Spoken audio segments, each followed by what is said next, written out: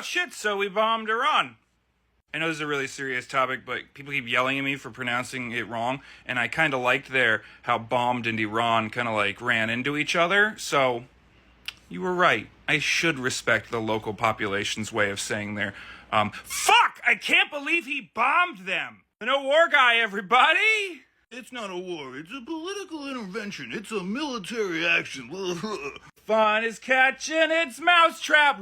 I don't like this. I don't like this. I'm not overly concerned about like World War III. I'm not gonna like sit here and tell you to like panic. I don't like this because absolutely nothing will change for like the American people other than like changes the economy. But it is going to devastate an entire region again. And it's also like the parallels to 2003 are just like unbelievable. Oh, well, they've got these pretend nukes and we gotta blow them up. Even though they've been saying that for decades. I mean, like, I hope that it doesn't escalate to boots on the ground. I hope that we just, you know, this. I really thought that he was gonna chicken out when he did his, he's gonna taco out when he did his little, like, in 2 weeks. Because everything within 2 weeks. This is like the first time something's actually happened within the 2 weeks that he said it was gonna happen.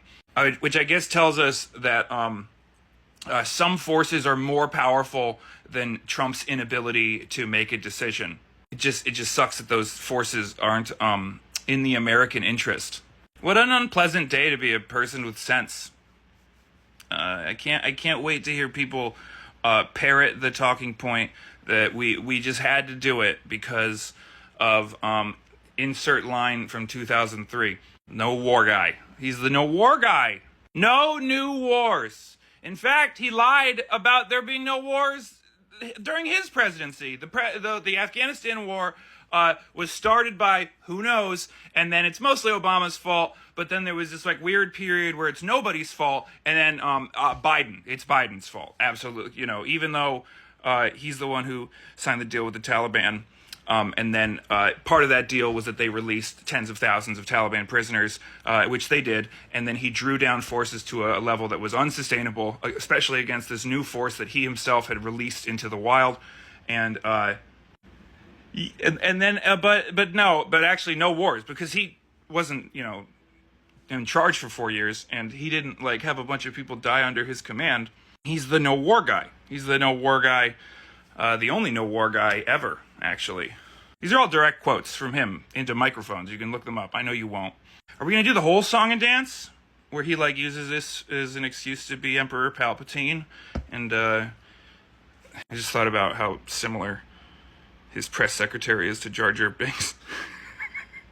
It's important to have moments of levity while we enjoy the privilege of watching our tax dollars go to bombing countries that we don't need to bomb. Also, he's the one who tore up the deal that would have kept this from happening. I really want everyone to remember that. Obama, successful deal with Iran, so they wouldn't develop nuclear weapons. Part of it is that he released some of the sanctions against them, which people are going to come in and be like, he gave them billions of dollars, because they don't understand how sanctions work or politics at all.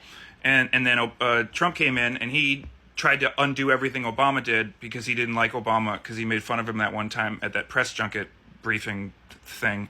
The thing where the comedian comes in and makes fun of all the news. I don't remember what it's called because I'm spiraling.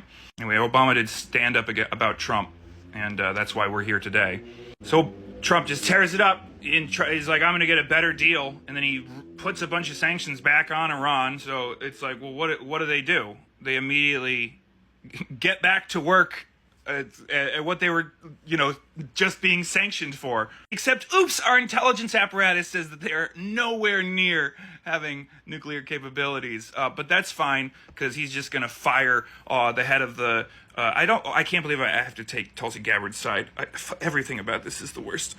Mostly for the people caught in the middle of this, not poor old veteran Pat who's sad that he has to watch another war unfold. You know, feelings are feelings, and we gotta feel them. This is his fault. This is like demonstrably his fault. You can tie it all fucking right back and line it all up like fucking Charlie in the meme. But no one's gonna highlight that. We're just gonna rah patriotism. It had to be done. It had to be done. Even though our own intelligence apparatus made it pretty clear it didn't need to be done. A bunch of octogenarians need to hold on to power. I am glad I wasn't fear-mongering the other day when I said we were about to do a big attack on Iran. So I've got that going for me. Yay. Oh, doesn't it feel good to be a Cassandra?